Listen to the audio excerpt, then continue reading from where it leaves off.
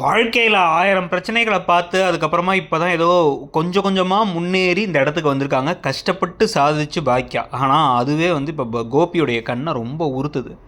ஆனால் இந்த விஷயங்களுக்கெல்லாம் முன்னாடி இந்த விஷயம்லாம் இப்போ அவங்க அப்பா இவ்வளோ மோசமான விஷயங்கள்லாம் செய்ய ட்ரை பண்ணிட்டுருக்காருங்கிறது தெரியாமல் இனியா வந்து டான்ஸ் காம்படிஷனில் கலந்துக்க போகிறோன்னு சொல்லிட்டு அதுக்காக அண்ணன் எழில் வர வச்சு நான் கலந்துக்கலான் இருக்கேன்னா கலந்துக்கோ சூப்பர் அப்படின்னு அவர் வந்து இதெல்லாம் என்கரேஜ்மெண்ட்லாம் கொடுக்குறாரு. ஆனால் முதல்ல ஆடிஷனில் கலந்துக்கிட்டு அதில் ஜெயித்ததுக்கு பிறகு தான் நான் வந்து இதை வந்து ஒத்துப்பேன், எல்லாத்தையும் வீட்டில் சொல்லுவேன்.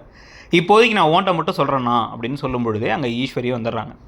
ஈஸ்வரி வந்ததுக்கப்புறமா அவங்கக்கிட்ட சொல்ல வேணான்னு மறைச்சி சும்மா தான் பார்க்க வந்தேனான்னு சொல்லிவிட்டு வாங்க பக்கத்து ஒரு காஃபி ஷாப் போகலான்னு கட்டாயப்படுத்தி கூப்பிட்டு போகிறாரு எழில்.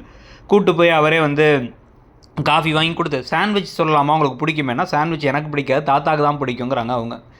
இல்லை இப்போ அது வேணாமா அப்படின்னா பரவாயில்ல சொல்லுங்கிறாங்க. சொன்னதுக்கப்புறமா சாண்ட்விட்சு அதுக்கப்புறமா வந்து எல்லாம் பஃப்ஸு கட்லெட்டெல்லாம் வாங்கிட்டா. அப்புறமா பரவாயில்ல தாத்தாக்கு பிடிச்ச விஷயத்த சாப்பிட வேணாம்னு நினப்பீங்கன்னு நினச்சேன் அப்படின்னா, அப்படிலாம் இல்லை.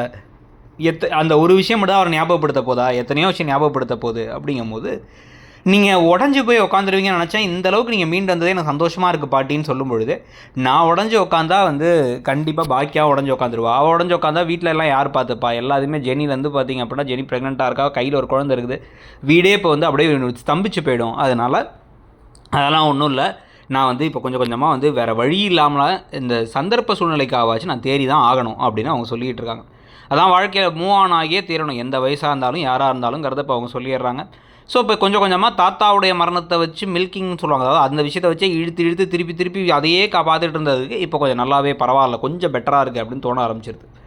ஸோ இப்போ இதுக்கு நடுவில் தான் வந்து பார்த்திங்கன்னா வீட்டுக்கு வந்ததுக்கப்புறமா வந்து எல்லோரும் வந்ததுக்கப்புறம் சாப்பிட்லாம் அப்படிங்கிறாங்க ஈஸ்வரி. எல்லாருன்னா என்ன, எல்லோரும் இன்னும் செடியன் ஒருத்த மட்டும்தான், அப்புறம் இனியா, அவ்வளோதான். மிச்சப்படி வீட்டில் யாரும் இல்லை அப்படின்னா, முன்னெல்லாம் டைனிங் டேபிளில் உட்காந்தா போவே மனசு வராது, அத்தனை பேர் இந்த வீட்டில் இப்போ யாருமே இல்லைன்னா அவங்க வருத்தப்பட்டு இருக்காங்க.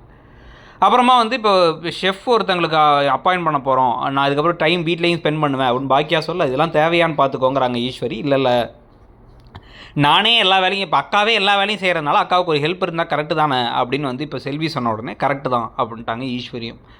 அதே தான் ஜெனியும் வந்து சொல்லி பாராட்டுறாங்க. வேலைக்கு ஆள் போடுற அளவுக்கு நம்ம வளர்ந்துட்டோங்கிறது நல்ல விஷயம்னு சொல்லிக்கிட்டு இருக்காங்க. இப்போ இதுக்கெல்லாம் நடுவில் வந்து என்ன ஆகிடுது அப்படின்னா, செந்தில் கோபியை பார்க்க வந்தவர், கோபி நல்ல பிஸ்னஸ் அவர் டெவலப் ஆகிட்டு இருக்கிறதப்ப சந்தோஷப்பட்டு பெருமைப்பட்டுக்கிட்டு இருக்கார். பரவாயில்லடா தெரியாத பிஸ்னஸ் இவ்வளோ தூரம் செஞ்சுருக்கா அப்படின்னா, கண்டவெல்லாம் செய்யும் போது நான் செய்யக்கூடாதா அப்படி இவர் பேசிக்கிட்டு இருக்க. அப்போ இவர் ஒன்று வந்து அவங்களும் வளர்ந்துட்டே வராங்க, பார் ஷெஃப் வேணும்னு ஆடு கொடுத்துருக்காங்கன்னு உடனே இவங்கள்ட்ட ஒர்க் பண்ணுற ஆனந்துங்கிற ஷெஃப்பை கூப்பிட்டு நீ அங்கே போய்ட்டு அந்த இடத்துல இருக்கணும், அவள் என்னென்ன சொல்லிட்டு செய்கிறாங்கிறலாம் என்கிட்ட சொல்லணும் அப்படின்னு வந்து சொல்லிடுறாரு.